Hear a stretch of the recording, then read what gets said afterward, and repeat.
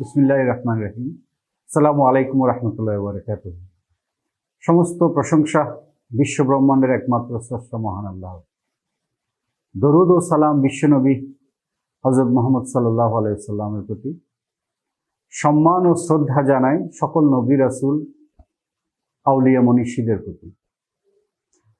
হযরত গাউসুল আজম শাহ সুফি সৈয়দ আহমদুল্লাহ মাইজভান্ডারী কদ্দাসাল্লাহু সিররাহুল বারী 119তম উরুস শরীফ উপলক্ষে আয়োজিত শিশু কিশোর সমাবেশে সমাগত কচি কাঁচা এবং অভিভাবক অতিথিদের জানায় আন্তরিক অভিনন্দন ও শুভেচ্ছা।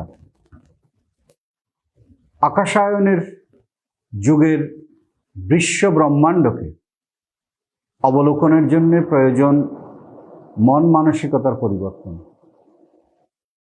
গতানুগতিক তালিম এবং ধারণা নিয়ে বর্তমান সময়ে বিশ্বদৃষ্টি অর্জন সম্ভব নয়।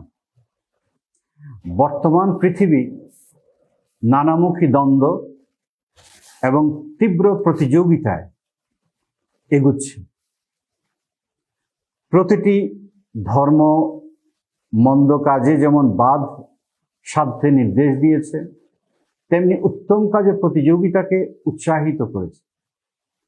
এই আলোকে শিশু কিশোর সমাবেশ অনুষ্ঠানকে সাজানো হয়েছে বিভিন্ন প্রতিযোগিতায়। আধুনিক মানুষের মন চায় দূষণমুক্ত পৃথিবী। দূষণমুক্ত পৃথিবীর জন্য প্রয়োজন দূষণমুক্ত অন্তর। এটি মূলত মানুষের অন্তরে অতি তৎপর ইচ্ছা অনিচ্ছার রূপান্তরেরই প্রকাশ পায়। উত্তম ইচ্ছা নিয়ে সুস্থ প্রতিযোগিতার পথকেই সুফি পথ তথা পবিত্র পন্থা হিসাবে মনীষীরা চিহ্নিত করেছেন। আজকের শিশু কিশোরদের কোমল প্রাণে আমরা চাই সেই অনুপম পবিত্রতার দোলা দিতে। এই জন্য গাউসুল আজম মাইজভান্ডারী কদ্দাসাল্লাহু সিররাহুল আজিজের উরস শরীফ উপলক্ষে আমাদের আয়োজন 17তম শিশু কিশোর সমাবেশ।